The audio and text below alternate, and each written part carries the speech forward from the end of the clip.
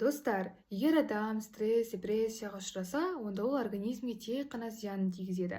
Ол қалай десеңіз, біріншіден ол ми қыртысына әсер етеді. Осы кезде симпатикалық жүйесі қозып кетеді. Ал одан кейін гипоталамус, аденогипофиз және де бүйрек үсті бездерінің активтілігі артады.